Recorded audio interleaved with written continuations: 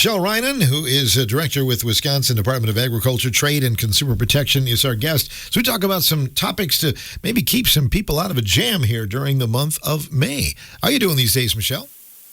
Well, I'm doing very well. Thank you for asking, and really looking forward to this wonderful summer that we're going to have upon us, and we're going to stop those scammers from disrupting our fun activities. We're going to put them out of work today, hopefully. Let's talk first of all about scammers asking for payment by barcode. What should we look out for, Michelle? Yeah, this is pretty new and fresh for consumers. We've gotten a report already of this new payment method being circulated in Wisconsin. And what happens is that a scammer will impersonate a trusted organization. They'll make up a reason why the consumer owes them money, and then they're sending them a barcode by text or email. So this is brand new. We've always talked about wiring money, cryptocurrency, prepaid gift cards, but now it's barcodes. The consumer is told to take this barcode to one of several well-known and legitimate retail stores, scan it at a payment kiosk or checkout aisle, and make the necessary payment there. And so then this type of transaction can be used for legitimate purposes to load cash into digital wallets or cryptocurrency accounts like a Cash App, PayPal, or eCash. But when it's used by a scammer, it transfers the consumer's money directly into an account that's controlled by the scammer. And a scammer will frame this as an easy, convenient way to quickly pay a bill. But it's really a lie. There is no bill that you are paying. This is, again, just the scammer impersonating this business and making up a reason why the consumer owes money. If this is from your utility and you're a little bit cautious, you should probably just call the local utility, shouldn't you? Absolutely. That's what we really hope consumers will do. Recognize that this is a scam and that transactions won't be able to be reversed. If they feel that it is all legitimate, reach out to the company, the utility company, the government agency that's being impersonated, whomever it is, directly using reliable resource information off some written document that they have, and follow up and ask questions about the situation. But the scammers are going to try and scare consumers with urgency and high-pressure tactics to act quickly instead of giving you time to pause and think critically about the request. If it were a small business or a government agency, it'd probably look or feel more legit. Is that the case? Absolutely. We'd be, if it were a government agency, it'd probably be by letter. Even a business is going to notify you in writing first. They're going to ask for legitimate, traditional forms of payment. You could log into your accounts to see the transactions that are needed to be made there. But I guess I want to emphasize one thing that I had left out in describing this. I talked about consumers. Small business owners are hit by this scam as well, especially those small business owners that are wearing all the hats of the organization. They're their IT support, they're the owner, they're the retailer, they're the cashier. They are being hit by this scam just as often as consumers are. Let's talk about fake application fees. What's the latest there, Michelle? Yeah, again, this is luckily a scam spotlight that a consumer was able to navigate and avoid the scam. They reported it to DADCAP that they'd encountered a scammer who was impersonating a landlord and asking for application fees. This scammer posted a fake rental listing on a popular housing website, and they included their own contact information instead of the real property owner's information. So when the consumer contacted the scammer to inquire about the rental property, they were told they needed to submit an application, include a $60 per adult application fee before they could even tour the property. So $60 per adult for an application fee is quite significant, and that certainly put up a flag for the consumer. They avoided the scam by acknowledging the possibility that they were talking to a scammer. They asked the landlord questions about the property, which they were unable to answer. Things like information about the utilities, appliances, available dates to tour the property, and again, followed up on that application fee. And then they requested a phone call with the landlord because all this communication was through that housing platform. They asked to actually have a conversation, and the scammer refused to do that. So using their investigative knowledge by using the internet to search and confirm that the offer was legitimate before they sent any money, they were able to avoid this scam. That's a big thing there. And what are some things that this consumer did well to kind of avoid it? Well, again, they used the internet to search to confirm whether the offer was legitimate. And they used resources like the rental company's official website, satellite maps or street view programs, municipal office and property records. They could have reached out to DADCAP to see if we had any complaints. That would be an option. The Better Business Bureau, the same thing, would be another option. And just taking time to do the research and not make that payment is really going to be an important step that this consumer took in order to avoid this situation. So we hope all consumers can really stay vigilant about the scams while they're searching for housing or really any transaction that they want to engage with when looking at a platform, knowing that scammers can certainly post false listings, even though that would violate the platform's rules. Another consumer call to action following storm damage. And I know you and I talked about April being Tornado Awareness Month. We certainly have experienced our share of storms already, haven't we? We have, and that's why we're really putting this call to action out there, because a number of individuals throughout Wisconsin have been impacted by these storms, and they've needed to activate their plans and get repair work done, whether it be to their vehicle or their homes. That could be the siding, the roofing, the windows, tree damage, any of that. And so with this recent severe weather that we've had, it's resulted in some businesses soliciting consumers through phone calls to offer repair services. And that's perfectly fine unless they are not registered to telemarket or you are on the do not call list. So consumers whose phone numbers are on those lists should not be getting those phone calls. And we really hope that consumers will report that so we can keep the no-call program in play here and minimize that.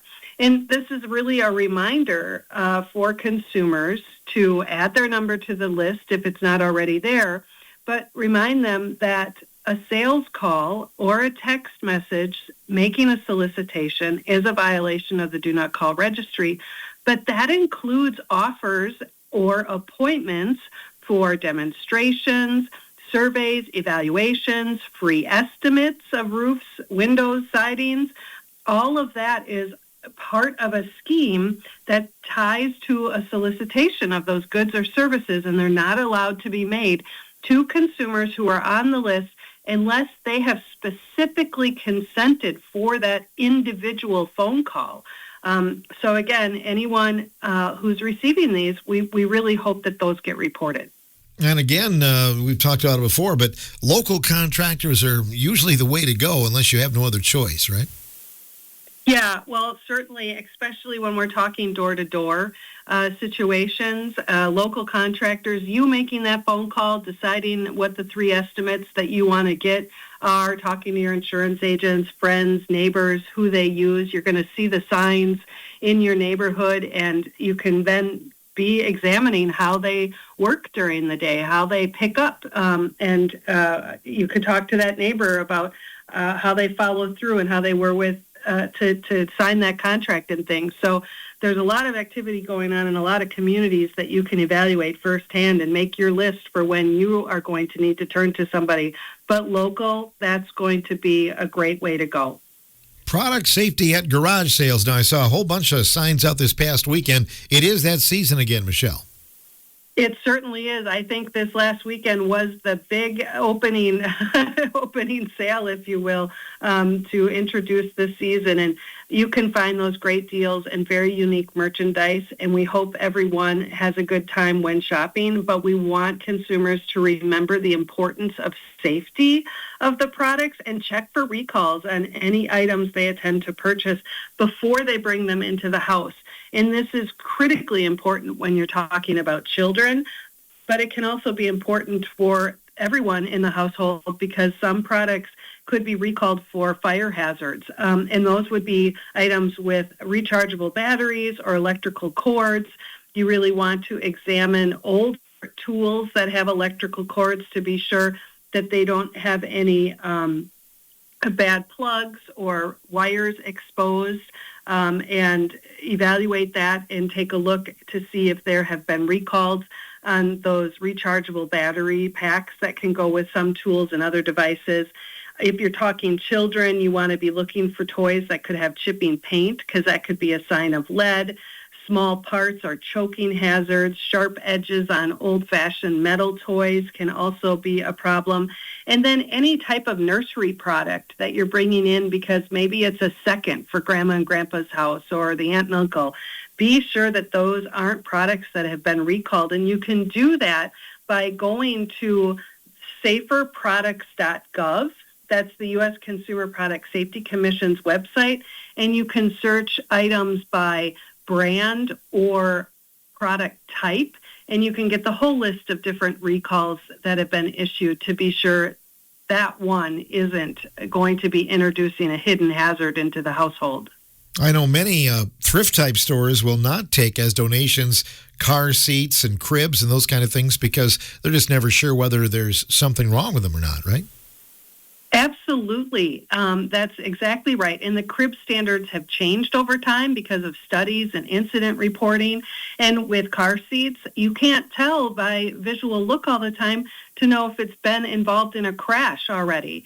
And once a car seat's involved in a crash, it's done the job of safety, and then usually you get a new one, depending upon that speed and type of crash. And insurance often covers that because they're built for that single crash. Right, and toys, certainly another thing with, sharp edges and choking hazards and those kind of things too, right? Yes, they are. I mean, you want to check for that because you can't see lead. I mean, maybe you have a lead tester and you can test that, but you can't see lead, so you have to look for the signs, meaning the chipping paint. And a lot of standards have changed as it relates to toxicity of toys and art materials. So you want to look for those labels. But at a garage sale, you don't always get the box that goes with the game. So you miss some of the warning signs or safety hazards, cautionary information there.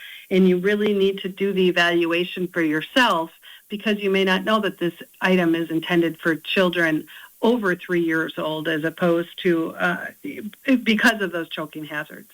Your visits on the morning show, we've talked a few times about cryptocurrency and the kiosk regulations. Is there an update here for May? There is an update, and this is pretty exciting as it relates to consumer protection, but Wisconsin recently enacted a law which regulates cryptocurrency kiosks. And just to remind everyone, these can be called currency kiosk, Bitcoin ATMs, crypto ATMs. The machines are often found at gas stations, grocery store, retail stores, or other locations throughout the state. They look like an ATM, but you can buy or transfer cryptocurrency. The reason why this is so important is because scammers often try to convince consumers to use them to make fraudulent payments or deposit their life savings for safety purposes or to keep it secure. And many scammers refer to these machines as government deposit portals, secure kiosks, or safety lockers, or some other made-up names, but it's really just meant to mislead the consumers into this false sense of trust and security. But what everyone needs to know, both consumers and businesses who may have these, is that they will need to pay attention to the posted warnings on the machines, which are now required by this new regulation to be on machines. There's a $1,000 daily transaction limit on the machines, and consumers should avoid being convinced by someone on the phone or through text message to go try and use multiple different machines in order to exceed that daily total. And if a consumer believes that they've been scammed and have used a cryptocurrency kiosk as part of that scam, they should report it right away to the kiosk operator or a local law enforcement agency. And that could be, again, the local law enforcement, like your police department or sheriff's office, the Wisconsin Department of Financial Institutions, or the Wisconsin Department of Justice. And when I say immediately, really, the sooner the better, but within 30 days of that transaction, because timing is of the essence. And if you report this to those two locations, you may be eligible to have lost funds refunded under this new law.